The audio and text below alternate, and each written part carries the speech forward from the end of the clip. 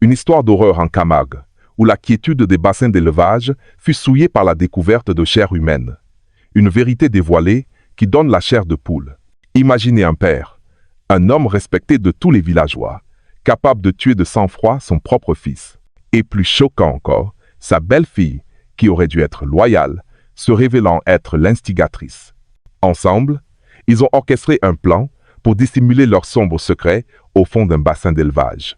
Ce n'est pas seulement l'histoire d'un meurtre, mais celle d'une trahison, de la cupidité et de la manière dont la justice finit toujours par arracher les masques de l'hypocrisie. Chers amis, cette vidéo vous amènera au cœur de chaque seconde de cette tragédie qui s'est réellement produite dans le sud de la France, depuis le plan diabolique jusqu'au verdict dans la salle d'audience qui a laissé tout le monde sans voix. Regardez jusqu'à la fin, car à la conclusion de cette histoire, nous découvrirons une leçon inestimable que vous n'oublierez jamais. N'oubliez pas de vous abonner et d'activer la cloche de notification pour ne manquer aucune de nos histoires vraies, riches en enseignements. Juillet 2022. L'air durant l'été aride en Camargue était sec mais baigné de soleil. De chaque côté de la route du hameau, les bassins d'élevage s'étendaient à perte de vue. La surface immobile de l'eau reflétait un ciel d'un bleu pâle. Pour les habitants, c'était un paysage familier, le bruit des aérateurs, l'odeur de la vase mêlée à l'air salin, et les rires des ouvriers nourrissant les poissons chaque matin. Mais derrière cette tranquillité se cachait une sombre tragédie qui attendait d'être révélée, un événement qui inscrirait le nom de la Camargue dans les annales des histoires les plus terrifiantes. Le matin du 5 juillet, vers 9 h, l'atmosphère à la gendarmerie d'Arles devint soudainement tendue. Un homme d'une cinquantaine d'années, au corps robuste mais au visage buriné par le temps, entra. C'était Alain Dubois, le propriétaire des plus grands bassins de la région, un homme que les villageois surnommaient depuis des années le patriarche de Mas-des-Salins. À ses côtés se tenait une jeune femme nommée Élodie, sa belle-fille. Les yeux d'Élodie étaient bouffis et cernés, son visage d'une pâleur de cire, sa démarche si chancelante qu'elle semblait sur le point de s'effondrer. Il venait signaler une disparition. Julien, le fils unique d'Alain et le mari d'Élodie, avait disparu depuis 2 jours. D'une voix lourde et rauque, Alain Dubois raconta que Julien était un fils têtu. Quelques jours auparavant, il s'était violemment disputé au sujet du partage des bénéfices de l'exploitation. Julien sentait qu'on ne lui faisait jamais confiance, tandis que son père le considérait encore comme un jeune homme immature, pas assez solide pour gérer l'entreprise. Après la dispute, Julien était parti. Il avait dit qu'il allait à Marseille pour commencer une nouvelle vie, pour trouver son propre chemin. Je pensais qu'il reviendrait vite, mais jusqu'à présent, aucune nouvelle, déclara Alain d'un ton neutre, presque sans la moindre inflexion émotionnelle. Élodie, qui avait gardé la tête baissée, la releva enfin pour parler d'une voix tremblante. Elle raconta que la nuit où Julien était parti, il lui avait passé un bref appel. Julien avait simplement dit « Ne t'inquiète pas, je prendrai soin de moi ». Mais depuis, son numéro de téléphone était inaccessible. J'ai essayé d'appeler plusieurs fois, mais son téléphone est toujours éteint, dit-elle avant d'éclater en sanglots, bien qu'elle semblât essayer de se retenir. Les gendarmes prirent la déposition initiale. Ils traitèrent l'affaire comme une fugue volontaire d'adultes, non comme une affaire criminelle. Dans les registres de la police, il était fréquent que des jeunes de la campagne veuillent échapper à l'ombre de leurs parents, tenter leur chance pour trouver leur indépendance. Mais quelque chose clochait. Les témoins interrogés plus tard confirmèrent que Julien se disputait souvent avec son père et qu'il avait l'intention de monter une petite affaire en ville. Tout semblait logique, mais derrière cette histoire en apparence normale, il y avait un calme trop ordonné, trop propre, comme si quelque chose avait été délibérément dissimulé. À l'extérieur de la gendarmerie, le soleil tapait plus fort, frappant les bassins jusqu'à les faire scintiller comme des miroirs. Les villageois ne savaient pas encore que ce matin-là était le début d'une histoire qui allait ébranler leurs convictions sur la famille, l'amour et la cupidité humaine. Une histoire où les bassins, autrefois source de subsistance, deviendraient les témoins silencieux d'une tragédie sanglante. Après la déposition officielle, le dossier fut immédiatement transmis à l'échelon supérieur. Il ne fallut pas longtemps pour qu'il atterrisse sur le bureau du capitaine Leclerc, un enquêteur chevronné avec plus de 20 ans d'expérience. Pour beaucoup, il était connu pour son souci du détail, sa méfiance naturelle et sa capacité à repérer les plus petites failles dans une affaire. Leclerc lut le rapport attentivement. Dès le début, Quelque chose le fit froncer les sourcils. Il réexamina la chronologie des événements enregistrés par ses subordonnés. Julien avait quitté la maison l'après-midi du 3 juillet, mais la famille n'avait signalé sa disparition que le matin du 5 juillet. 2 jours entiers sans nouvelles, sans aucune trace. Mais le père et l'épouse semblaient étrangement calmes. S'ils étaient vraiment inquiets, pourquoi avoir attendu si longtemps pour le signaler? Murmura-t-il pour lui-même. De plus, un autre détail le dérangeait encore plus. Selon le rapport, Élodie affirmait avoir reçu un bref appel de Julien après son départ. Mais quelqu'un qui part sur un coup de tête pour refaire sa vie ne se contente pas d'appeler une seule fois avant de disparaître. Ce n'était pas la colère d'un jeune homme ordinaire, pensa-t-il. C'était comme une tentative de clore l'histoire. Pour en avoir le cœur net, il ordonna à l'équipe technique de vérifier les relevés téléphoniques du numéro de Julien. Quelques heures plus tard, le résultat tomba. Aucun appel n'avait été passé vers le numéro d'Élodie à la date qu'elle avait indiquée. Pas un seul. Ce fait contredisait directement la déposition initiale de la famille. Cette nuit-là, Leclerc était seul dans son bureau. Il regarda une vieille photo de Julien et Élodie, prise à leur mariage 2 ans plus tôt. Leur sourire était encore plein d'espoir, bien loin des larmes et du visage triste qu'il avait vu ce matin-là. Quelque chose est caché, pensa-t-il en refermant lentement le dossier. Le lendemain, Leclerc décida de se rendre sur les lieux en personne. L'exploitation d'Alain Dubois était immense, près de 12 hectares, avec des dizaines de bassins séparés par des digues de terre. Au loin, une grande maison blanche se dressait au milieu du terrain, entourée d'une clôture de barbelés. De l'extérieur, l'endroit semblait prospère, un symbole de la réussite d'un homme du pays parti de rien. Mais dès qu'il entra dans la propriété, le sentiment de Leclerc changea. Tout était trop propre et ordonné. Aucune trace de désordre, pas même la plus petite. La chambre de Julien, qu'il inspecta, était pareille. Le lit était fait impeccablement, l'armoire pleine de vêtements. Même un mégot de cigarette à moitié consumé était encore dans le cendrier. S'il était parti en colère, pourquoi aurait-il laissé sa chambre comme si personne n'y avait jamais touché? Monsieur Dubois, demanda Leclerc d'une voix calme, depuis le départ de Julien. Est-ce que quelqu'un a rangé cette chambre? Le vieil homme secoua la tête. Non, nous l'avons laissée telle qu'elle. Je pensais qu'il reviendrait, alors je n'ai laissé personne y entrer. La réponse semblait raisonnable, mais pour Leclerc, elle était trop parfaite. L'équipe d'enquêteurs interrogea les ouvriers de l'exploitation. Étrangement, presque tous donnèrent la même réponse. Il est parti à Marseille. Rien d'anormal au bassin. Des réponses trop identiques qui renforcèrent les soupçons de Leclerc. Il savait que les ouvriers locaux étaient souvent simples et qu'il leur était difficile de cacher certains détails. Si tout le monde répétait la même chose, c'est qu'on leur avait appris à répondre ainsi. Un seul se distinguait. Le père Antoine, un vieil homme qui travaillait sur l'exploitation depuis des décennies. Lorsqu'on l'appela pour un entretien en tête-à-tête, il parut agité, ses mains tremblaient. Après un long silence, il chuchota finalement. Ces dernières nuits, les poissons du bassin numéro 5 se comportent bizarrement, capitaine. Ils remontent à la surface comme s'il manquait d'oxygène.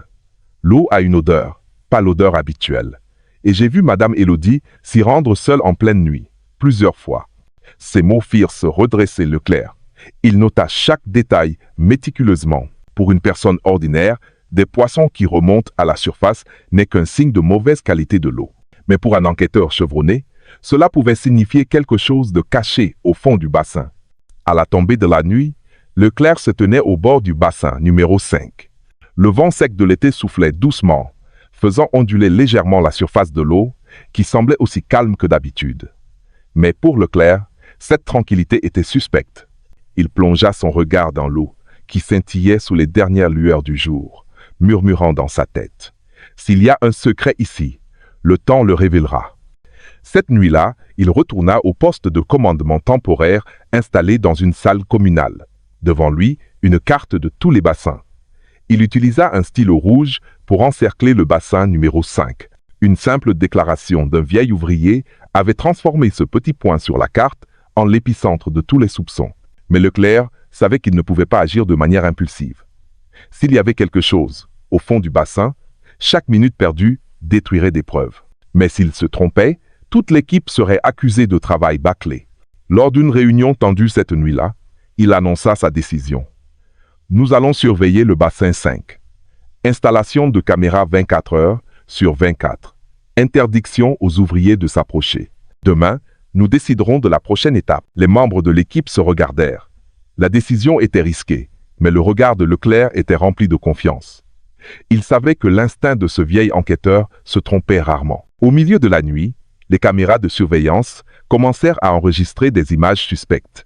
Élodie se tenait au bord du bassin, numéro 5, pendant un long moment. Son regard n'était plus celui d'une femme ayant perdu son mari, mais celui de quelqu'un gardant un terrible secret. Elle baissa la tête longuement, ses lèvres tremblant comme si elle parlait à l'eau sombre. Quand Leclerc visionna cet enregistrement, il le repassa 3 fois. Chaque fois, son cœur était plus convaincu que la réponse à la disparition de Julien ne se trouvait pas sur la route menant à Marseille, mais sous la surface de ce bassin numéro 5. Le lendemain matin, il rassembla toute son équipe. D'une voix grave, il déclara « Demain matin, nous allons vider le bassin 5. Peu importe le risque, nous devons voir de nos propres yeux ce qui se cache au fond. » Cette décision plongea la salle dans le silence. Tout le monde savait que vider un grand bassin était une tâche compliquée, coûteuse et potentiellement vaine. Mais tous comprenaient aussi que s'il y avait quelque chose, c'était le seul moyen de découvrir la vérité. Et ainsi, la roue du destin tourna un peu plus. Ce n'était plus une simple recherche de personnes disparues, mais le premier pas vers la révélation d'une tragédie qui allait secouer le cœur de tout le hameau de Mas-des-Salins. À l'aube du 6 juillet, l'air en Camargue était encore humide de la rosée matinale. Au loin, le rugissement d'un moteur diesel brisa le silence. Une énorme pompe à eau se mit en marche. Plusieurs gendarmes se tenaient sur la digue, resserrant leurs vestes légères tout en fixant la surface du bassin numéro 5 qui commençait à onduler sous l'effet de l'aspiration. Le capitaine Leclerc se tenait un peu à l'écart, les mains croisées dans le dos, observant attentivement, tel un proviseur, attendant que ses élèves révèlent la bonne réponse. « Maintenez un périmètre de sécurité » ordonna-t-il brièvement. « Personne ne s'approche du bord sans l'ordre de l'équipe technique. » La lumière du soleil matinal éclairait progressivement le paysage de marais et de roselières entourant les bassins. Des volées de petits oiseaux tournoyaient, comme déconcertés par cette agitation inhabituelle. Les aérateurs, autrefois en rotation constante, étaient maintenant à l'arrêt. La couleur de l'eau passa du bleu au trouble. Le niveau baissait lentement, révélant une couche de vase noir qui laissait parfois échapper des bulles d'air, comme la longue expiration de quelque chose qui avait été emprisonné. Au petit poste de commandement près de la salle communale, un moniteur diffusait les enregistrements de la nuit précédente. Élodie, immobile au bord du bassin, se serrant dans ses bras. Leclerc ferma les yeux un instant en se remémorant cette image. « J'espère que je me trompe », murmura-t-il. Mais une enquête n'est pas une question d'espoir ou de pitié. C'est un chemin droit qu'il faut parcourir pas à pas, même si les jambes tremblent. Vers 10 heures, l'eau du bassin n'atteignait plus que la taille d'un adulte. L'équipe technique se dispersa en différents points, utilisant des tiges de métal pour sonder le fond boueux à la recherche de quelque chose qui ne devrait pas être là. Le père Antoine se tenait derrière le cordon de sécurité, ses doigts crispant sa casquette jusqu'à la froisser. Sa respiration était courte et haletante. Lorsque son regard croisa celui de Leclerc, il baissa rapidement la tête, comme s'il craignait que ses yeux ne révèlent un secret trop lourd à porter. « Capitaine !» cria un membre de l'équipe technique depuis le côté ouest de la digue.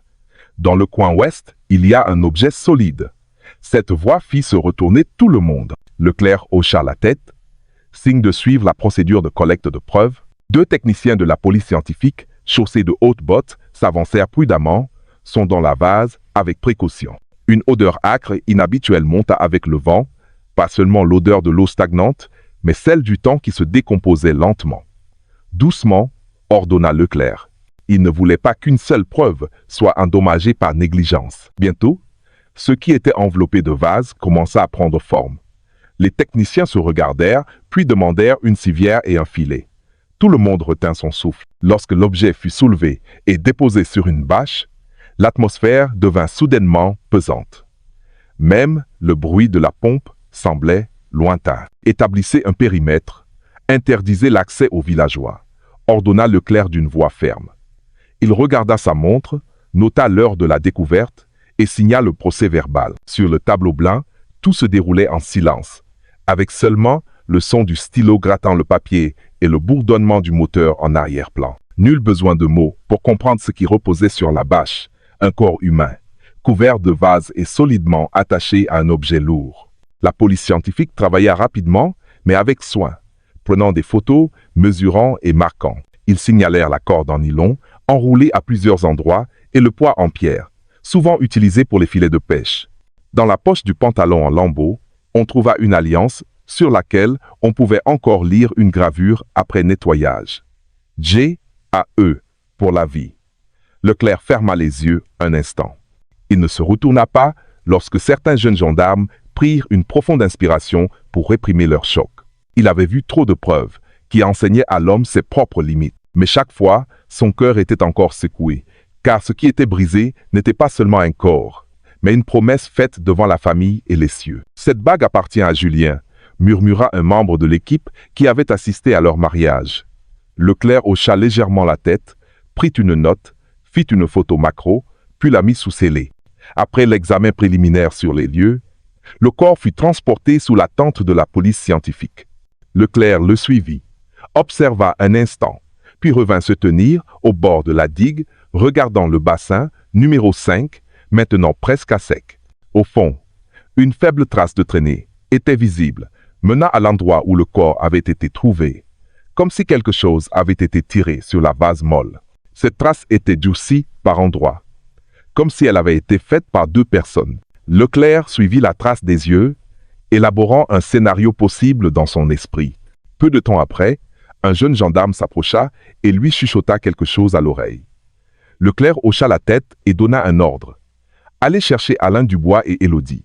Nous avons besoin d'une confirmation officielle. » Dans le bureau temporaire, au mur de contreplaqué et où un ventilateur sur pied oscillait faiblement, Élodie était assise sur une chaise en plastique, le visage livide, les lèvres tremblantes. Quand un agent lui présenta la photo de la bague qui venait d'être prise, Élodie porta la main à sa bouche, ses larmes coulant sans un bruit, lentement et continuellement, comme l'eau qui s'échappe d'une jarre fissurée. « C'est l'alliance de Julien », dit-elle d'une voix à peine audible. Alain Dubois arriva quelques minutes plus tard.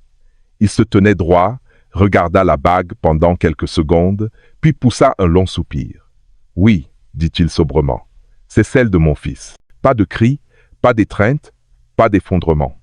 Juste un silence qui poussa les agents à se regarder. Leclerc nota leur calme. Il savait que chacun gérait la perte différemment, mais son instinct enregistra cette attitude trop maîtrisée.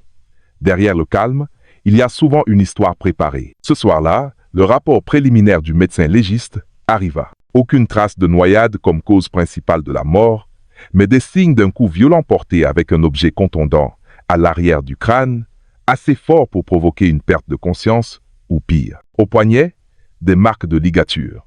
Leclerc lut lentement, épelant chaque ligne. Les faits, un par un, s'assemblaient pour former la phrase qu'il essayait de formuler depuis 2 jours. Julien n'avait pas fui pour refaire sa vie. Il avait été forcé de quitter sa propre maison pour toujours. Pendant ce temps, l'équipe de la police scientifique examina la digue, du hangar au bassin 5. Sur le sol, à moitié sec, ils trouvèrent des traces de petites roues, être celles d'une brouette. La trace n'était pas aussi longue que prévu, probablement parce qu'une partie avait été recouverte par les pas des ouvriers, mais c'était suffisant pour indiquer la direction du hangar au bord du bassin. Entre les traces de roues, 2 types d'empreintes de pas, une grande et plus profonde, l'autre plus petite. Les agents ne dirent rien. Ils prirent simplement des photos, mesurèrent et marquèrent, tandis que le vent sec faisait bruisser les herbes hautes au bord de la digue. À la tombée de la nuit, Leclerc se tenait sur la terrasse de la grande maison d'Alain Dubois. La maison était si propre qu'elle semblait n'avoir jamais abrité de tristesse. Dans un coin, la photo de mariage de Julien et Élodie souriait, figée dans son cadre. Un jeune couple, des vêtements simples, un arrière-plan chaleureux. Leclerc regarda la photo longuement, puis inclina la tête, comme en signe de respect pour l'histoire enterrée derrière ce sourire. « Capitaine, demanda un membre de l'équipe, devons-nous préparer des salles d'interrogatoire séparées ?» Leclerc regarda la cour sombre. « Oui, interroger Alain Dubois et Élodie séparément. » À partir de cette nuit, aucun contact entre eux, sans surveillance. Devant le portail, plusieurs villageois s'étaient rassemblés, chuchotant, priant et posant des questions. Le père Antoine passa, la tête basse, en voyant les voitures de police. Une vieille femme murmura à sa voisine. La mer est profonde, certes, mais le cœur de l'homme est un abîme. Cette phrase flotta dans l'air, ajoutant à la lourdeur de la nuit. Leclerc retourna au poste de commandement et ouvrit son petit carnet qu'il portait toujours sur lui. La couverture était usée et effilochée. Il dessina un croquis simple. Le hangar, le trajet de la brouette, le point de découverte dans le bassin et la position des empreintes. Sur ces lignes, il écrivit « 2 personnes. Planifié. Nuit. » Et de l'autre côté, il écrivit la phrase qu'il utilisait souvent pour se rappeler « La vérité n'a pas besoin de scénario, mais le mensonge doit toujours être répété. » En fermant son carnet, il regarda ses collègues, toujours occupés à placer les preuves dans des boîtes scellées. « Demain matin, nous commencerons les interrogatoires séparés, dit-il doucement mais fermement. Pas de pression, pas d'intimidation. Nous allons les écouter, expliquer ce qui s'est passé. La vérité sort souvent de la bouche de ceux qui ont peur. » Le vent nocturne s'infiltra par les interstices des murs en bois, apportant l'odeur salée des bassins maintenant silencieux. Au loin, le bassin 5 ressemblait à un grand trou noir qui venait de cracher son secret sur la terre. Leclerc y jeta un dernier regard pour la nuit, puis ferma les yeux, non par fatigue, mais pour prier que le lendemain matin, les mots coincés dans la gorge des gens osent enfin sortir. Dans le village, les anciens disaient souvent que l'eau ne devient claire que si on la laisse décanter, mais qu'un cœur troublé ne fait que pourrir. Demain matin, Leclerc savait qu'il était temps de troubler et de laisser décanter en même temps, car la vérité devait remonter à la surface et être vue de tous. Et cette nuit-là passa, agitée pour certains, et sans sommeil pour ceux qui gardaient l'histoire en eux. Tandis que la roue de l'enquête tournait, le destin de 2 personnes, assises sur 2 chaises différentes, Alain Dubois et Élodie, était sur le point d'être jugés par leurs propres paroles. Cette nuit à Mas-des-Salins fut longue. La lumière des néons du poste de commandement projetait une lueur blafarde sur les murs de contreplaqué. De l'extérieur, on n'entendait que le chant des grillons et le bruit du vent venant des bassins. Mais à l'intérieur, l'air était si dense que chaque respiration semblait porter un lourd fardeau. Après avoir rassemblé pièce par pièce les preuves, le capitaine Leclerc prit une décision qui ne pouvait plus attendre. Alain Dubois et Élodie devaient être interrogés séparément. Élodie était assise sur une chaise en plastique, son corps avachi, ses longs cheveux noirs en désordre, ses yeux bouffis et son visage livide. En face d'elle, Leclerc et une gendarme étaient assis calmement. Pas de cris, seulement un regard patient. Leclerc commença d'une voix neutre. « Élodie, je sais que c'est difficile, mais toutes les preuves contredisent votre histoire. Si vous voulez vous aider, dites la vérité. » Élodie leva lentement la tête. Ses lèvres tremblaient, mais aucun mot ne sortit. Leclerc ouvrit le dossier et le posa sur la table. La photo d'elle prise par la caméra de surveillance au bord du bassin 5, le rapport téléphonique prouvant qu'il n'y avait eu aucun appel de Julien et les petites empreintes de pas dans la vase du bassin. Élodie fixa la photo longuement, puis ses larmes se mirent à couler sans un bruit. La gendarme s'approcha, la réconfortant doucement. « S'il y a quelque chose qui vous pèse, dites-le nous. Il vaut mieux accepter la vérité tard que de rester piégé dans un mensonge pour toujours. » Les larmes d'Élodie redoublèrent. Elle serra le tissu sur sa poitrine, sa voix un murmure à peine audible. « Si je parle, est-ce que je m'en sortirai ?» Leclerc ne fit aucune promesse en l'air. Il déclara simplement « La loi prévoit des circonstances atténuantes, mais elle ne s'applique qu'à ceux qui osent dire la vérité. » Cette phrase flotta dans l'air, fissurant lentement le mur de défense dans son esprit. Mais Élodie résistait encore, couvrant sa bouche de sa paume, craignant que si un seul mot s'échappait, tous ses secrets ne s'effondrent. Dans la pièce voisine, Alain Dubois était assis bien droit, les bras croisés, le regard vif et assuré, comme s'il n'était pas un suspect, mais un hôte accueillant ses invités. Un jeune gendarme demanda calmement « Monsieur Dubois, l'autopsie indique que Julien ne s'est pas noyé. Il y a une trace de coup violent à l'arrière de la tête. Sauriez-vous quelque chose à ce sujet ?» Dubois laissa échapper un petit rire. « Comment pourrais-je le savoir? C'est mon fils. Même si nous nous disputions souvent, je ne lui aurais jamais fait de mal. Alors pourquoi la chambre de Julien était-elle si propre? Pourquoi n'y avait-il aucune trace indiquant qu'il partait pour un long voyage? Et pourquoi n'avez-vous signalé sa disparition que 2 jours après? Rétorqua le gendarme. Dubois fixa le vide, sa voix toujours neutre. Julien est comme ça. Il est têtu, mais il finit toujours par revenir. Je pensais qu'il était parti faire un tour. Un père qui attend son fils. Où est le mal? Son attitude était trop maîtrisée, trop parfaite. Derrière la vitre sans teint, Leclerc observait attentivement. Il connaissait ce schéma. Les gens trop calmes cachent souvent quelque chose de fragile. Quelques heures plus tard, Leclerc changea de stratégie. Il retourna dans la salle d'interrogatoire d'Élodie avec son carnet. « Élodie, dit-il doucement. Tout à l'heure, Alain Dubois a dit que toute l'idée venait de vous. Il a dit que c'est vous qui l'avez incité à faire quelque chose à Julien. » Les yeux d'Élodie s'écarquillèrent. Son visage devint livide. « Il a dit ça ?»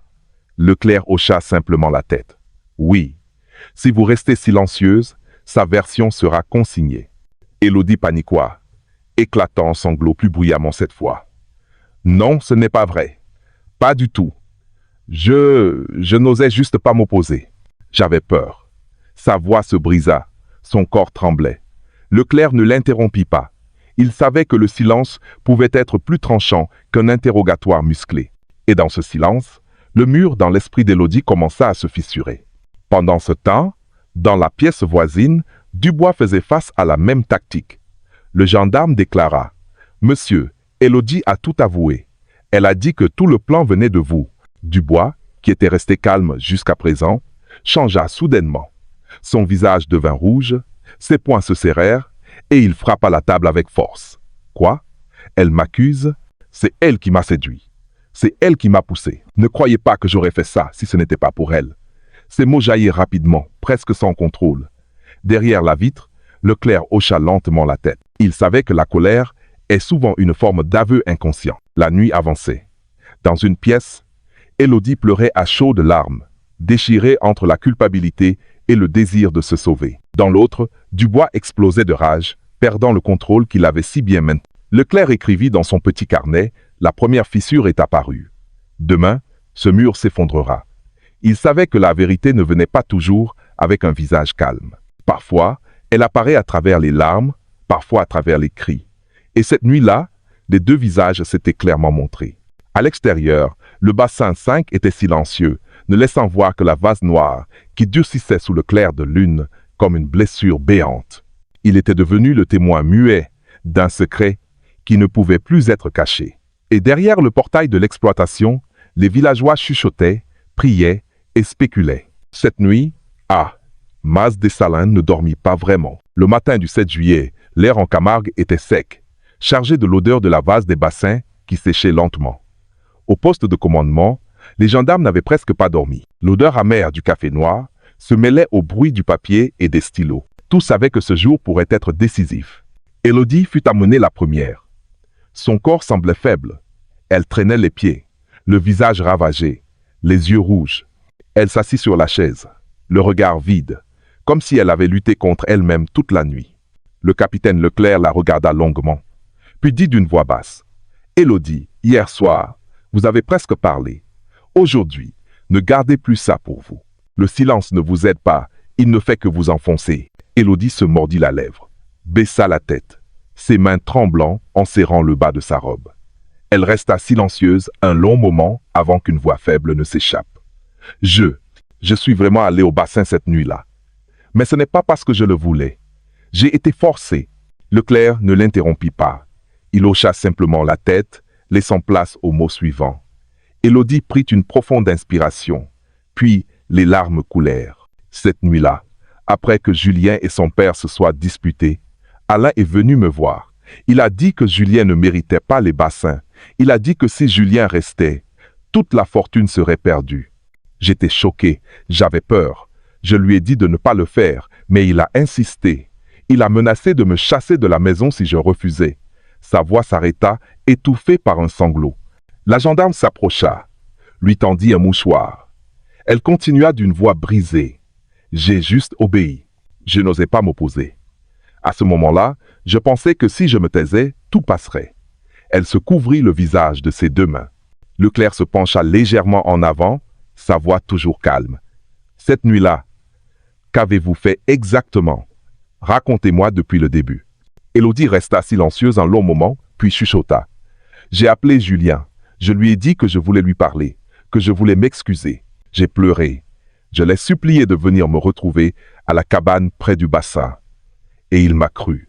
Il est venu, le visage fatigué, mais il a quand même accepté de m'écouter. Nous avons parlé un moment, et soudain, par derrière, son père a surgi avec un gros bâton. Il a frappé Julien à la tête. Tout s'est passé si vite, Julien n'a même pas eu le temps de crier. Ces mots plongèrent la pièce dans un silence de mort, seulement troublé par le grincement du vieux ventilateur. Après ça, nous avons traîné le corps de Julien jusqu'au hangar, continua Élodie. Alain a utilisé une corde pour lui attacher les mains et les pieds. Puis il a attaché une grosse pierre à son corps. Il m'a demandé de l'aider à pousser la brouette pour emmener Julien au bassin 5. Je l'ai juste poussé. Je n'osais pas refuser. Arrivé au bord, Alain a poussé le corps de Julien dans l'eau.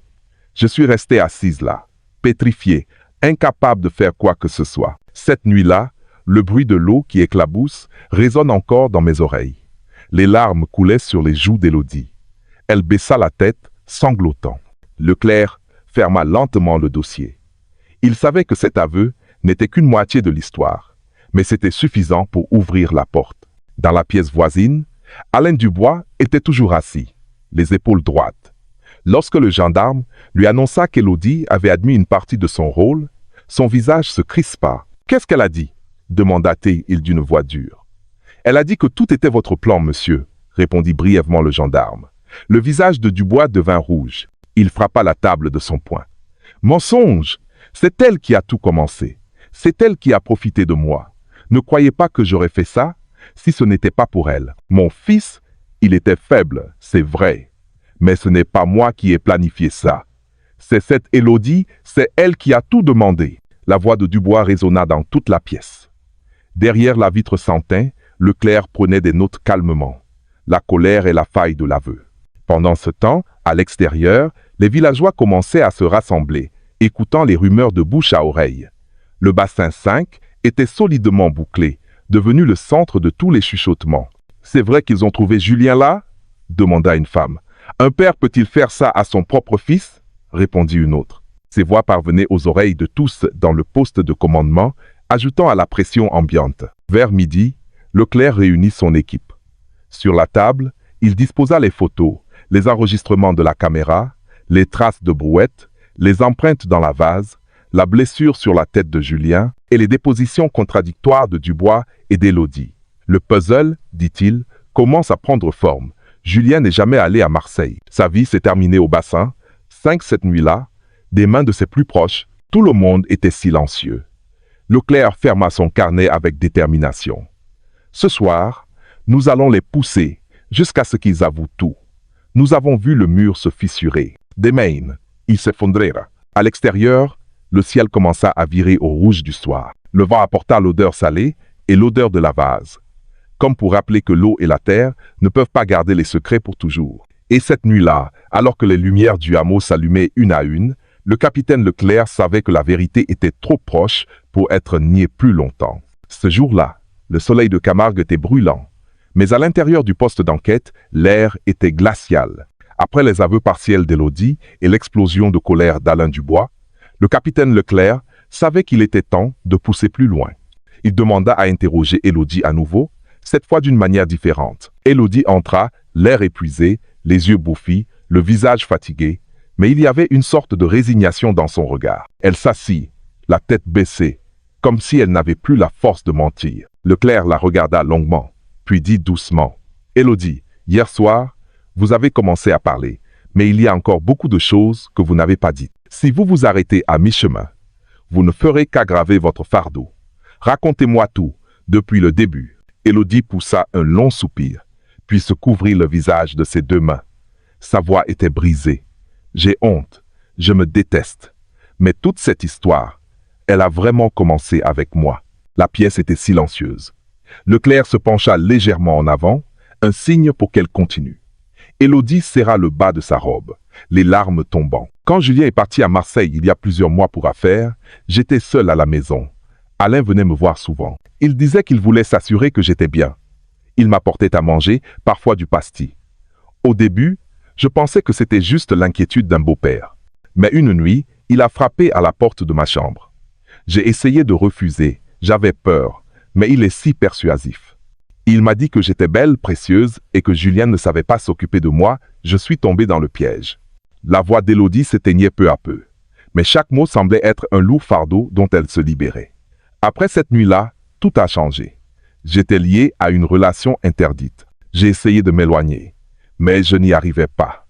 Je me sentais dégoûté de moi-même, mais je n'avais aucune issue. Et petit à petit, il a commencé à parler d'argent, du fait que Julien ne méritait pas de gérer les bassins, que ma vie serait bien plus confortable s'il n'y avait que lui. Elle éclata en sanglots. J'étais faible. Je n'étais pas assez forte pour refuser.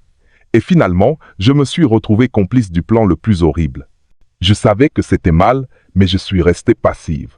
Leclerc ne la quitta pas des yeux. Il savait que ses mots étaient amers, mais c'était la vérité qui l'attendait. « Que voulez-vous dire par complice du plan ?» demanda-t-il doucement. Élodie fixa la table, le regard vide. Alain a dit que la seule solution était de se débarrasser de Julien. Il m'a assuré que si nous faisions ça, les bassins resteraient prospères. Ma vie serait confortable et personne ne le saurait jamais. Cette nuit-là, il m'a ordonné d'appeler Julien, de faire semblant de pleurer, de m'excuser. Et je l'ai fait. Je suis immonde. Julien est venu parce qu'il avait confiance. Il me faisait encore confiance. Un sanglot secoua toute la pièce. La gendarme lui tapota doucement l'épaule, mais Élodie était noyée dans sa culpabilité. J'ai vu de mes propres yeux Alain frapper Julien par derrière. J'ai entendu le bruit du bâton contre sa tête, le bruit du corps qui tombe. Je n'ai pas crié. J'étais juste pétrifié. Et ensuite, nous avons traîné son corps jusqu'au hangar, l'avons attaché à une pierre. J'ai poussé la brouette avec lui. Tout semblait être un cauchemar, mais c'était la réalité. Et cette nuit-là, Julien, mon propre mari, a fini sa vie dans ce bassin. Leclerc ferma lentement le dossier. Il savait que c'était un aveu encore plus profond. Il donna le signal de mettre Élodie en attente dans une autre pièce. Quand Alain Dubois apprit qu'Élodie avait commencé à révéler leur relation secrète, son visage devint blême. Il se leva, frappa la table. Elle a osé dire ça? Non, c'est elle qui m'a séduit. C'est elle qui est entrée dans ma chambre la première. Ne la croyez pas. Le jeune gendarme retint son souffle. La colère de Dubois n'était pas seulement un déni. C'était un signe de panique. Les mots qui explosent sans contrôle sont souvent plus sincères qu'un aveu bien préparé. Dubois cria. Si ce n'était pas pour elle, jamais, jamais je n'aurais tué mon propre fils. La pièce devint silencieuse d'un coup. Cette phrase, bien que pleine d'émotion, était un aveu à nu. Derrière la vitre sans teint, Leclerc regarda Dubois longuement, murmurant pour lui-même. Finalement, c'est sorti.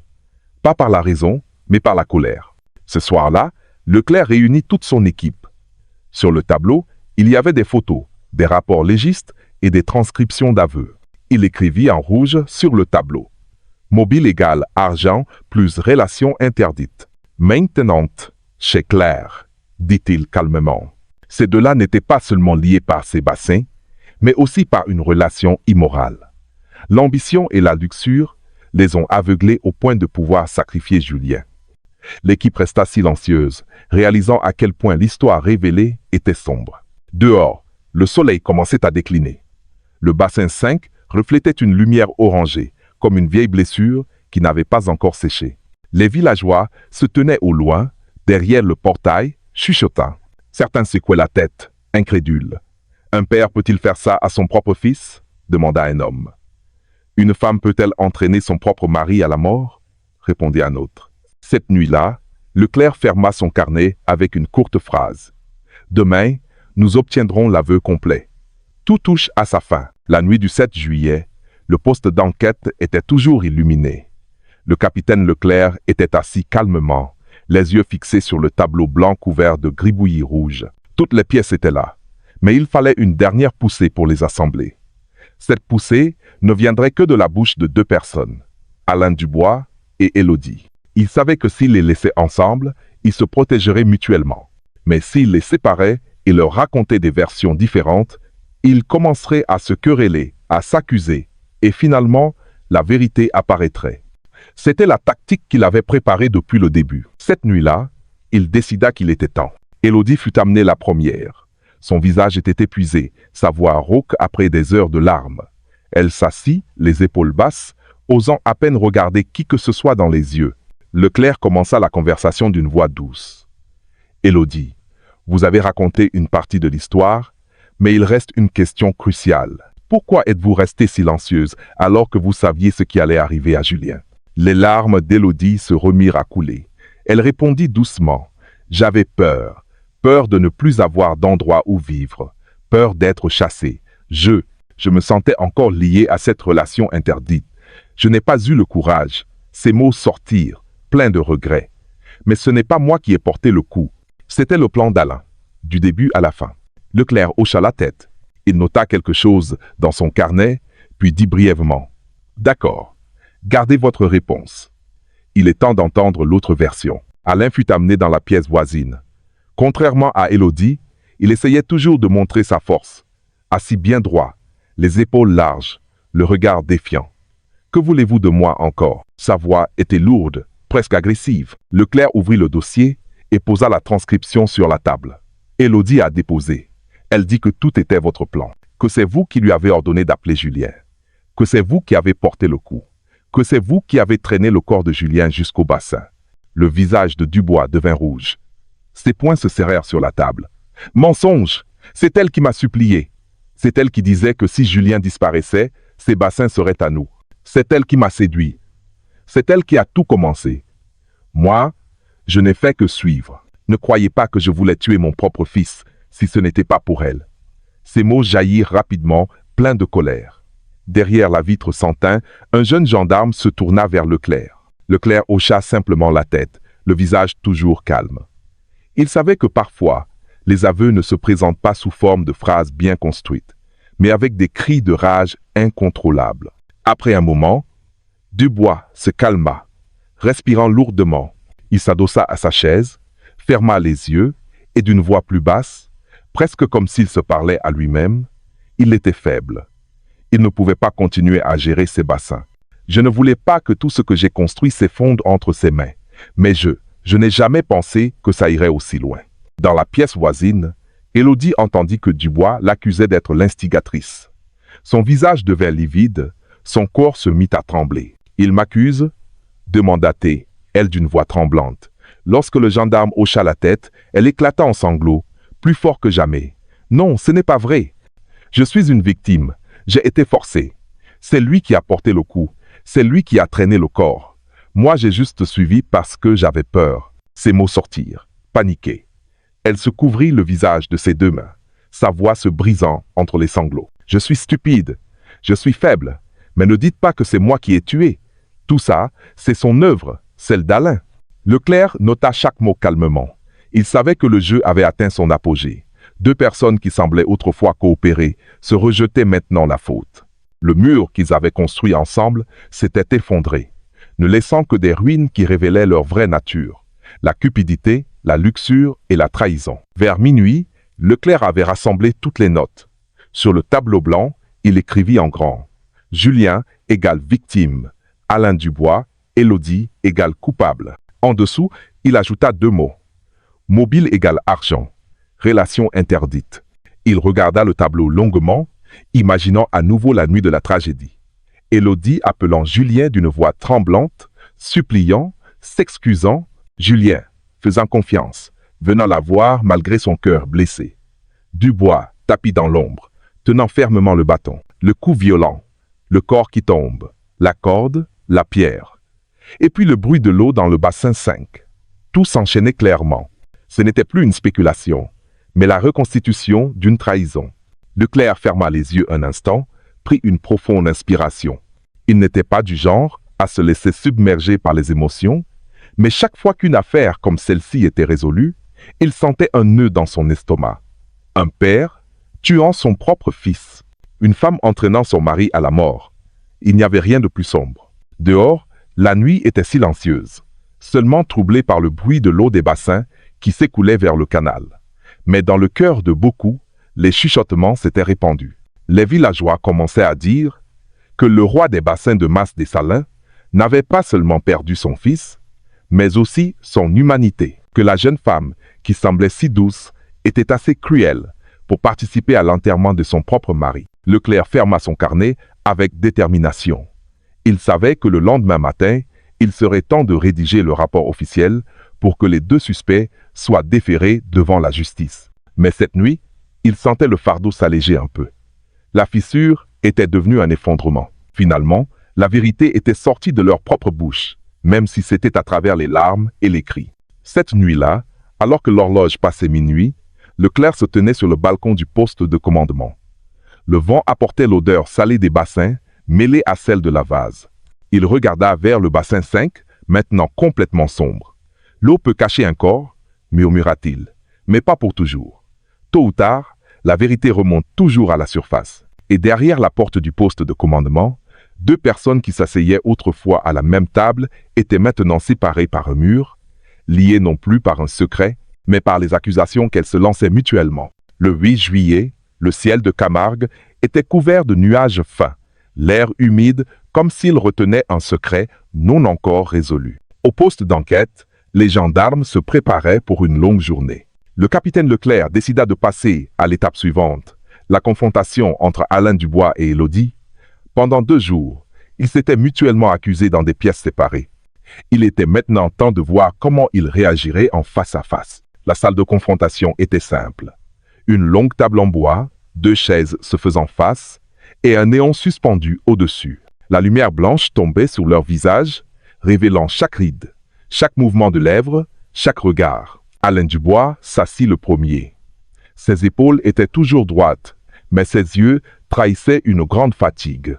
Peu de temps après, Élodie fut amenée. Elle marchait la tête basse, lentement, comme si elle ne voulait pas croiser le regard de l'homme qu'elle appelait autrefois son beau-père. Leclerc commença d'un ton ferme, mais maîtrisé. « Aujourd'hui, vous êtes tous les deux dans la même pièce.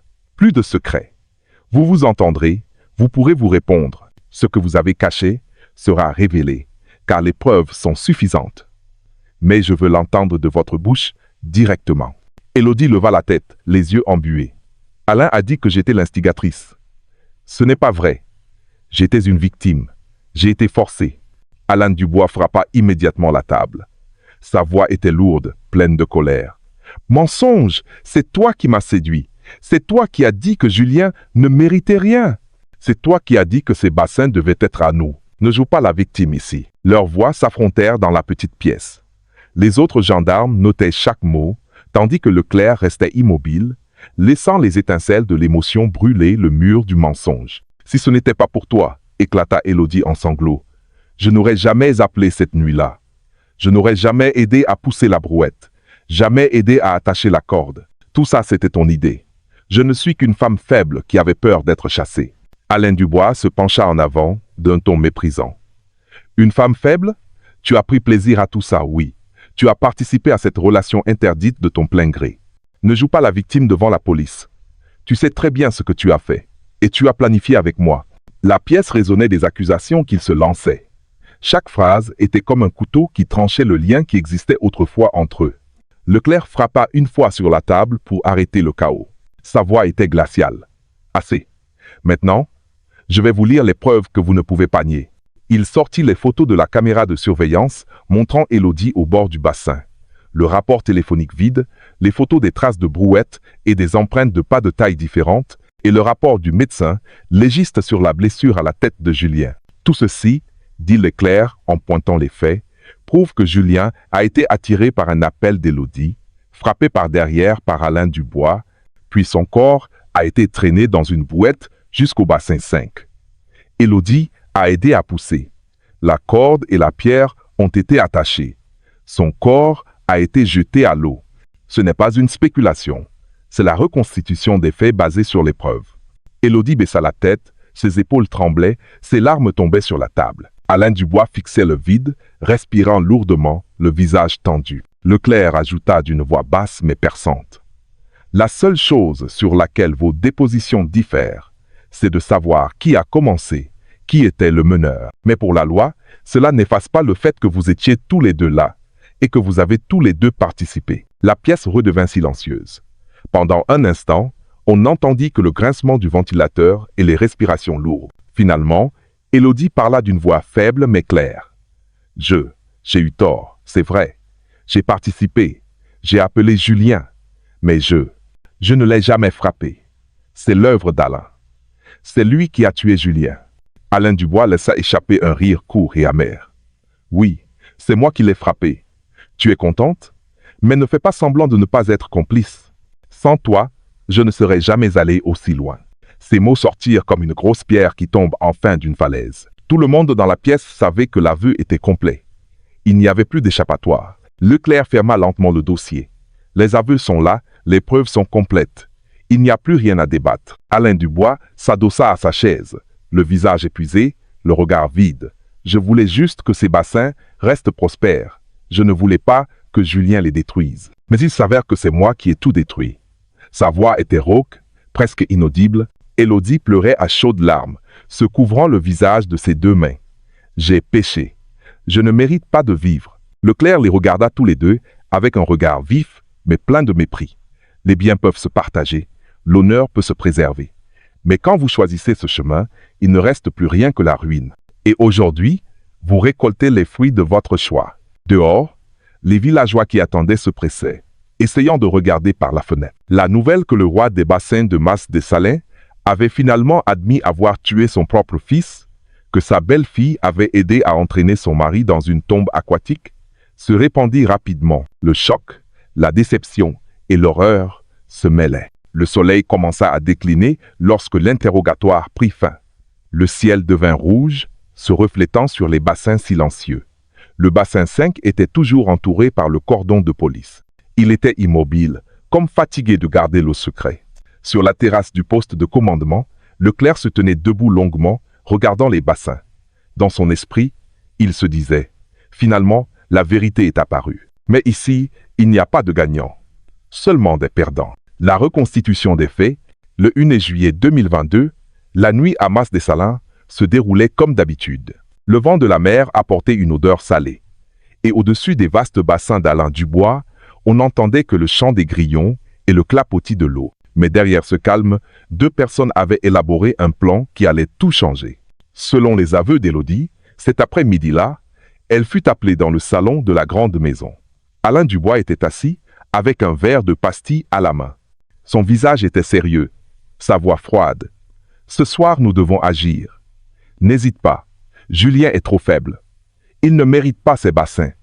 Si tu veux une vie confortable, tu dois coopérer. » Élodie tremblait, mais finit par hocher la tête. Elle était allée trop loin. Sa relation avec Dubois n'était pas seulement un secret, mais un lien. La peur mêlée au désir l'empêchait de s'opposer. Le plan était simple mais cruel. Élodie appellerait Julien, faisant semblant de vouloir s'excuser après leur récente dispute.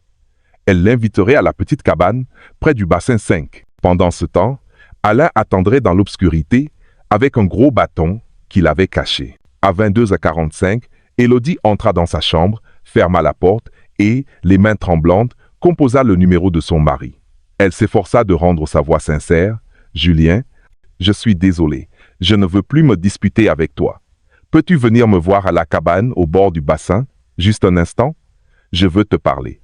Juste nous deux. » Au bout du fil, Julien hésita d'abord, mais l'amour et la confiance le firent céder. « D'accord, j'arrive.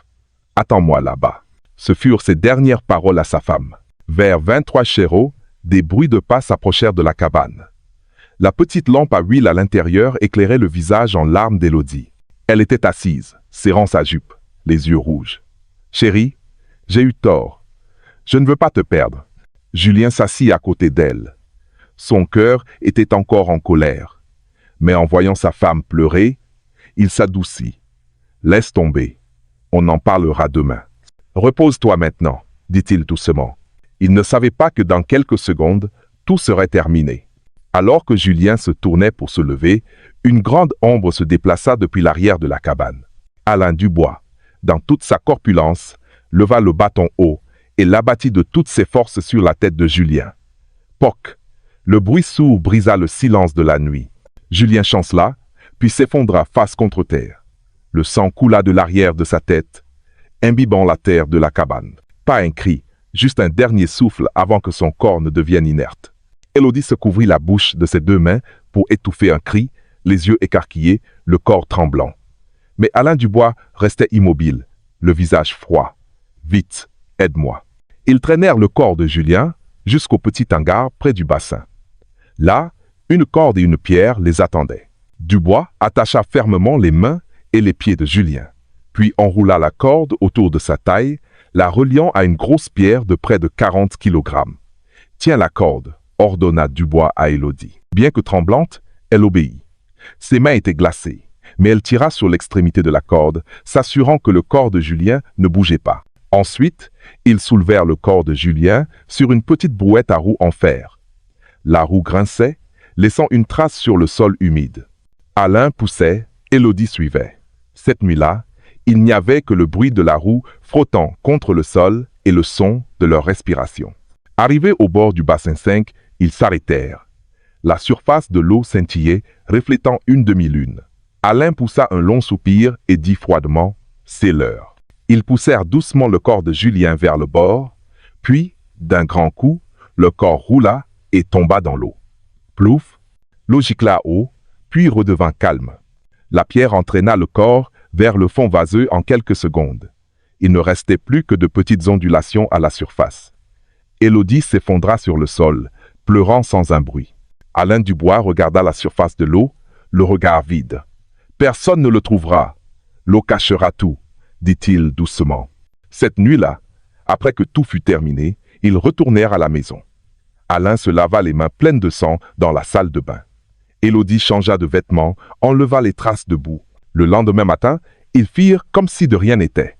Alain dit aux ouvriers d'une voix froide que Julien, en colère, était parti pour Marseille, tandis qu'Élodie affichait un visage triste, pleurant devant les voisins comme si sa perte était réelle. Cette reconstitution fut révélée devant l'équipe d'enquête. Tout le monde était silencieux, l'atmosphère dans la pièce était tendue. Personne n'aurait imaginé que les détails de l'événement seraient si froids et si bien planifiés. Finalement, Leclerc dit doucement « L'eau peut cacher un corps, mais elle ne peut pas cacher la vérité. Cette nuit-là, vous pensiez peu être les gagnants, mais aujourd'hui, vous êtes les perdants. Vous n'avez pas seulement perdu Julien, vous avez perdu votre propre identité. » Alain Dubois baissa la tête, le visage dur, mais les yeux humides. Élodie se couvrit le visage de ses mains, ses épaules tremblant. Dehors, le ciel matinal s'éclaircissait lentement. Les oiseaux se mirent à chanter au sommet des pins, comme indifférents à la tragédie humaine. Mais pour Leclerc, ce son était comme un rappel que la vie continue, même si une âme est partie. La nouvelle des aveux d'Alain Dubois et d'Élodie se répandit comme une traînée de poudre. En quelques heures, les hameaux voisins ne parlaient que de ça. Le roi des bassins a tué son propre fils. La belle-fille a comploté avec son beau-père pour tuer son mari. Ces phrases étaient répétées dans les cafés, au marché et même sur les petits sentiers menant au bassin. Le lendemain, devant la gendarmerie, une foule s'était formée. Les villageois se tenaient en groupe, certains le visage tendu, d'autres encore incrédules. Une vieille femme se couvrit la bouche en murmurant « Je les voyais souvent à l'église. Ils avaient l'air d'une si bonne famille. » Un homme d'âge mûr rétorqua « L'argent peut aveugler, ma bonne dame. En voilà la preuve. » Les médias locaux flairèrent immédiatement le scoop. Les voitures de journalistes commencèrent à arriver. Les caméras se tournèrent vers le bassin 5, maintenant bouclé par la police. L'image du bassin, autrefois si paisible, fut diffusée à la télévision avec des titres en gros caractères « Tragédie des bassins de Camargue »,« Le père et la belle », Phil mis en examen pour meurtre. L'atmosphère dans le hameau changea. On interdit aux enfants de jouer près des bassins. Les ouvriers des autres exploitations parlaient à voix basse. Chaque fois qu'ils passaient devant la grande maison d'Alain Dubois, cette maison qui était autrefois un symbole de richesse, était maintenant devenue un mémorial de l'horreur. À la mairie, le maire et les anciens du village se réunirent pour discuter de la honte qui s'était abattue sur eux. Ce n'est pas seulement l'affaire de la famille Dubois, dit un notable. Cela ternit la réputation de notre village. Les gens de l'extérieur vont voir Mas des Salins comme un repère de criminels. Un autre répondit d'une voix amère, « Mieux vaut accepter une vérité douloureuse que de vivre dans le mensonge. Que les gens sachent qu'ici aussi, la loi est sacrée. » Au poste de commandement, le téléphone du capitaine Leclerc ne cessait de sonner. Ses supérieurs l'appelaient pour connaître l'avancement de l'affaire. Des journalistes de Paris demandaient des interviews. Même des associations de victimes mettaient la pression pour que l'affaire soit traitée de manière transparente. La pression venait de toutes parts, Mais Leclerc restait calme. Il savait que plus l'attention du public était grande, plus il devait être méticuleux. Pendant ce temps, Alain Dubois et Élodie furent officiellement placés en détention provisoire. Dans des cellules séparées, ils vivaient dans un silence pesant. Alain, l'homme autrefois si respecté, était maintenant assis sur le sol froid, la tête baissée. Il parlait très peu, demandant parfois un verre d'eau. Élodie, au contraire, pleurait souvent la nuit. Ses sanglots s'entendaient dans le couloir, faisant secouer la tête à certains gardiens. Un après-midi, Leclerc décida de reparler à Alain Dubois. Il entra dans sa cellule avec 2 gobelets de café noir, en tendant un au vieil homme. « Alain, dit-il doucement, avant, les gens vous respectaient. Mais maintenant, tout a changé. Avez-vous des regrets ?» Dubois regarda le café longuement, puis soupira. « Je regrette chaque seconde. Mais les regrets ne ramèneront pas Julien. Tout ce que j'ai construit s'est effondré. Pas à cause de lui, mais à cause de moi. » Sa voix était lourde, mais il y avait une sincérité tremblante. Leclerc le regarda profondément. « Alors, la seule chose que vous puissiez faire maintenant, c'est de dire la vérité jusqu'au bout, pour que les gens sachent, pour que les générations futures apprennent, pour qu'elles ne répètent pas cette erreur. » De son côté, Élodie fut de nouveau interrogée par une gendarme. Elle avoua sa peur de passer en jugement, sa peur d'être condamnée par la société. « Je n'ose même pas imaginer le regard des autres, » dit-elle en se couvrant le visage. La gendarme répondit doucement. « Ayez peur de vous-même d'abord, Élodie.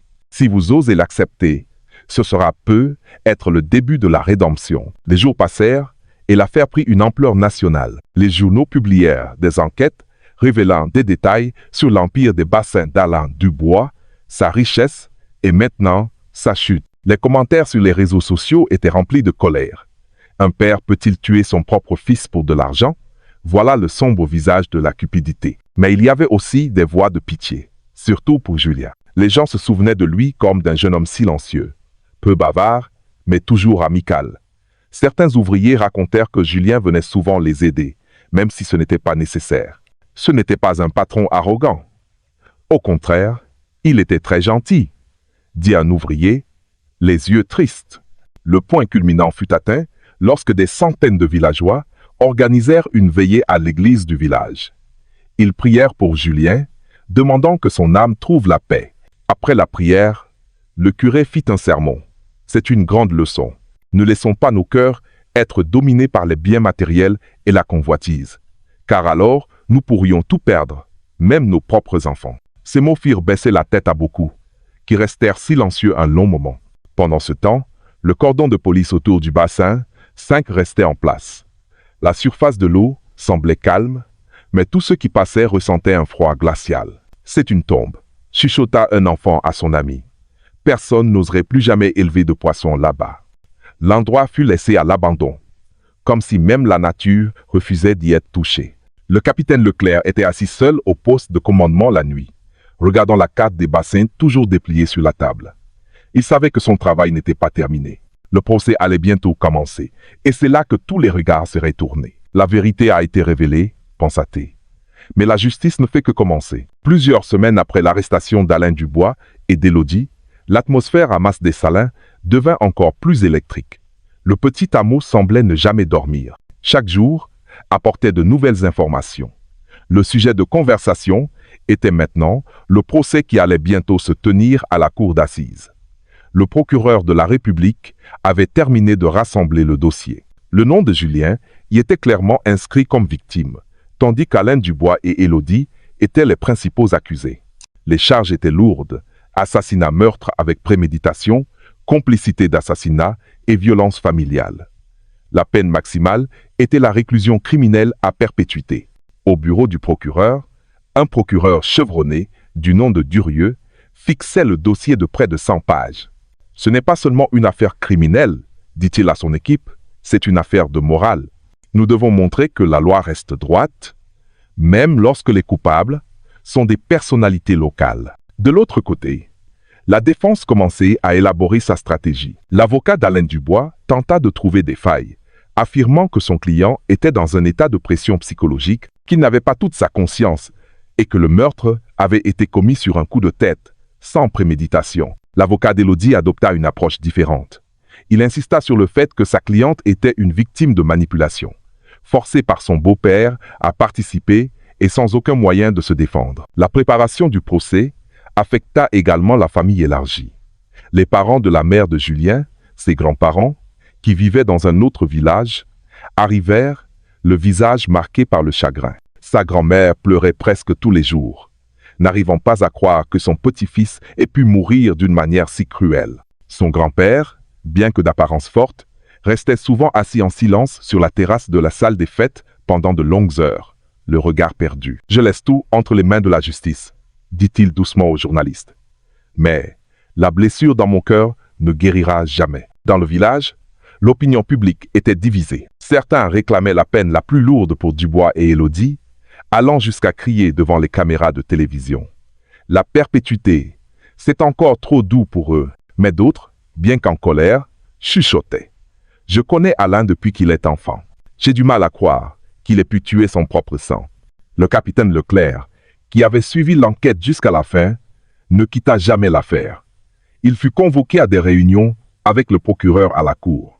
Là, il présenta à nouveau les détails de la chronologie, les preuves scientifiques, la reconstitution et les aveux des deux accusés. Chaque détail fut minutieusement vérifié pour ne laisser aucune faille que la défense pourrait exploiter. La veille d'une réunion, Leclerc était assis seul dans un petit hôtel près du Rhône. Il ouvrit son carnet et regarda à nouveau une photo de Julien de son vivant. « Je te le promets, Julien, murmura-t-il. Ta vérité sera défendue jusqu'au bout. » Les jours suivants, l'affaire secoua toute la région. Les journalistes de la capitale remplissaient les hôtels. La télévision couvrait les préparatifs du procès à venir. L'affaire avait dépassé les frontières de Mas-Dessalins. Maintenant, tout le pays attendait. En prison, Alain Dubois devint de plus en plus silencieux. Ses cheveux avaient blanchi, ses yeux s'étaient creusés. Plusieurs fois, il refusa de manger. Il dit simplement à un gardien: « Je suis prêt à tout accepter. Ma vie est finie. » Mais Élodie était différente. Elle était agitée, pleurait souvent, et parfois, elle criait de façon hystérique en se remémorant la nuit du meurtre, au point que le médecin de la prison dut lui administrer des calmants. Le procureur décida de faire comparaître les témoins clés: l'ouvrier qui avait vu la brouette, l'expert légiste qui confirmerait la blessure à la tête de Julien, et les images de la caméra de surveillance montrant Élodie près du bassin après les faits. Tout cela serait présenté à la cour pour arracher le masque des deux accusés. Dans le village, les anciens se mirent d'accord pour envoyer des représentants assister au procès. « Ce n'est pas seulement l'affaire de la famille de Julien, dit un conseiller municipal, c'est l'image de nous tous. Nous devons y aller pour voir de nos propres yeux comment la justice est rendue. » La tension monta d'un cran lorsque la date du procès fut annoncée, le 15 septembre 2022. On s'attendait à ce que le palais de justice soit bondé. La police prépara un dispositif de sécurité spécial, car on prévoyait un afflux massif de personnes. La veille du procès, une autre veillée pour Julien fut organisée à l'église du village. L'atmosphère était empreinte de tristesse. Beaucoup pleurèrent lorsque le nom du défunt fut prononcé. Le prêtre qui dirigeait la prière dit: « Julien est parti trop tôt, mais espérons que de sa souffrance, nous apprendrons. Ne laissons pas la convoitise envahir nos esprits. » Dans la grande maison d'Alain Dubois, maintenant vide, les portes en bois commençaient à pourrir. La peinture des murs s'écaillait, et les mauvaises herbes envahissaient la cour. Pour les villageois, cette maison était devenue une maison maudite, un symbole de la cupidité qui mène à la ruine. Le jour du procès, le capitaine Leclerc retourna voir le bassin 5 une dernière fois. L'eau y était maintenant claire, mais pour lui, elle restait trouble, assombrie par l'ombre de Julien. « Demain, se dit-il, cette vérité sera proclamée dans la salle d'audience. Ce ne sera plus moi qui parlerai, mais la loi. » Le 15 septembre 2022, l'atmosphère au palais de justice était tendue dès le petit matin. Les abords du tribunal étaient bondés de villageois, de journalistes et de centaines d'agents de sécurité. La police dut surveiller de près, installant des barrières métalliques pour empêcher la foule de forcer le passage. Les caméras de télévision étaient alignées. Les microphones des journalistes se disputaient l'espace. Tous les regards attendaient le moment crucial. La première audience du procès de la tragédie des bassins de Mas-Dessalins. À 9 heures précises, la salle d'audience ouvrit ses portes. Le président de la cour, Un homme d'une cinquantaine d'années, nommé M. Véron, entra dans la salle en robe noire. Le silence se fit instantanément. Le son du maillet frappant le bois. La cour est ouverte. Alain Dubois et Élodie furent amenés, menottés, le visage blême. Dubois gardait la tête basse, les yeux vides. Élodie marchait en tremblant, tournant la tête de gauche à droite de temps en temps, comme si elle cherchait un visage familier. Sur les bancs du public, la famille de la mère de Julien était assise en rang. Sa grand-mère pleurait doucement. Son grand-père fixait le vide sans un mot. Le procureur Durieux se leva pour lire l'acte d'accusation. Sa voix résonna dans toute la salle. L'accusé numéro 1, M. Alain Dubois, en complicité avec l'accusé numéro 2, Mme Élodie Dubois, est accusé d'assassinat sur la personne de M. Julien Dubois, fils de l'accusé numéro 1. Phrase après phrase, chaque mot transperçait le cœur de ceux qui écoutaient. Le procureur décrivit la chronologie de la nuit du meurtre, le plan prémédité, les preuves et la dissimulation du corps dans le bassin 5. Élodie ne put le supporter. Elle se couvrit le visage de ses deux mains. Alain Dubois restait silencieux, poussant de temps en temps un lourd soupir. Après la lecture de l'acte d'accusation, le président donna la parole aux accusés. Alain Dubois regarda le juge, sa voix rauque. « Je ne nie pas, mais je n'ai pas agi seul. Tout est arrivé parce que... » Le juge l'interrompit rapidement. Les dépositions détaillées auront lieu lors de l'interrogatoire des accusés. Pour l'instant, écoutez le déroulement du procès. Ensuite, le procureur appela le premier témoin, un ouvrier du nom de Michel. Il s'avança lentement, prêta serment devant la cour, puis s'assit. « Qu'avez-vous vu la nuit des faits ?» demanda le procureur. Michel baissa la tête un instant, puis dit doucement « J'ai vu une brouette être traînée depuis la grande maison vers le bassin. Il y avait deux ombres, une grande et une plus petite. Je n'ai pas osé m'approcher, mais je suis certain que c'était M. Dubois et Mme Élodie. » Un murmure parcourut la salle. Le juge frappa de son maillet. « Je vous demande le silence. Le procès doit se dérouler dans l'ordre. » Le procureur poursuivit en montrant une reconstitution de la scène et les traces de roues sur le sol. Michel hocha la tête, confirmant leur exactitude. Le témoin suivant était l'expert du service de médecine légale. Avec un jargon scientifique, il expliqua la blessure à la tête de Julien, causée par un objet contondant, et que la mort était survenue avant que le corps ne soit jeté à l'eau.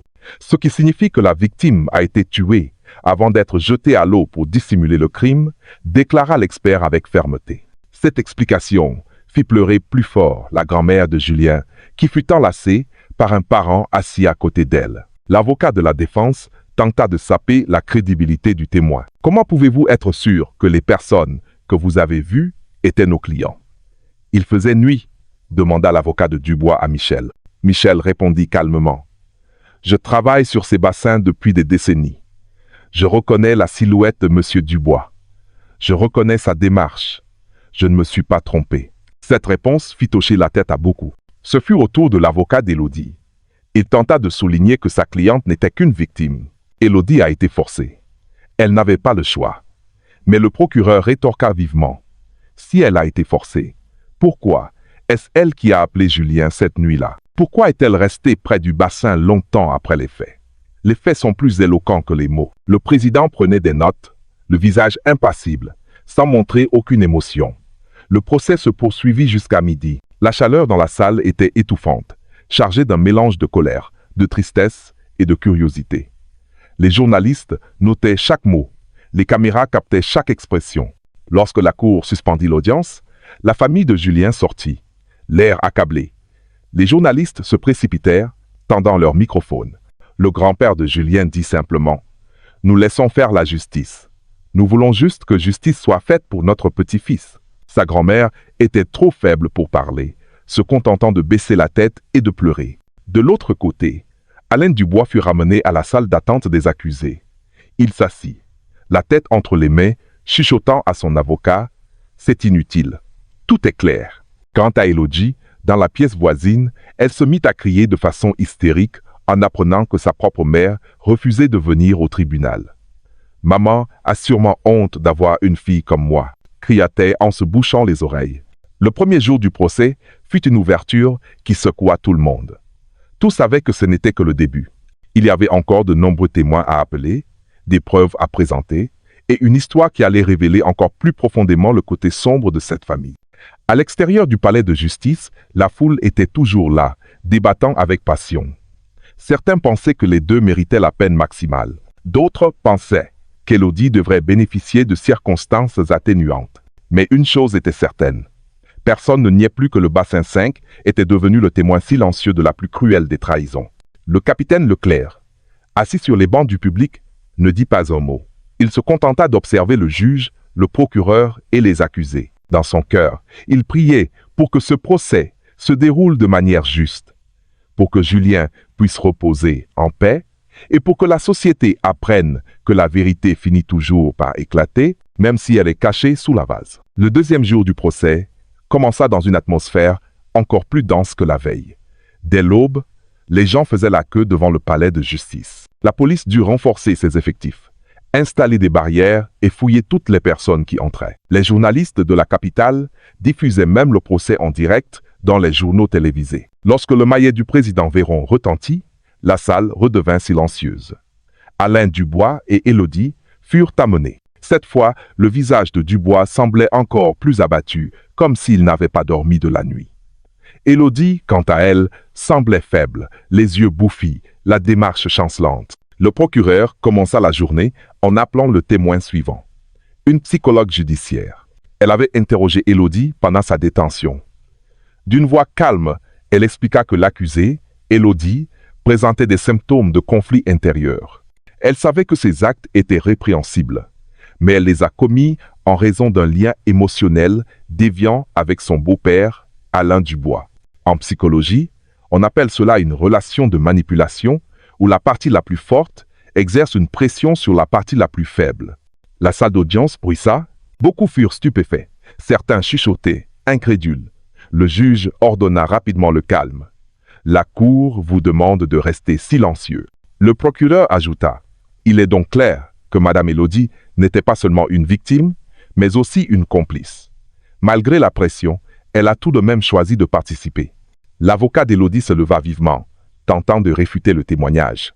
Votre honneur, le témoignage de cette psychologue prouve au contraire que ma cliente était dans une position où elle ne pouvait pas se défendre. Elle était piégée dans une relation anormale qui lui a fait perdre son jugement rationnel. Pour cette raison, elle mérite des circonstances atténuantes. Le juge prit des notes sans exprimer d'opinion. Le témoin suivant était le capitaine Leclerc, le responsable de l'affaire. Il s'avança en uniforme, salua la cour et s'assit. Le procureur demanda « Veuillez raconter à nouveau à la cour comment vous avez découvert les preuves cruciales. »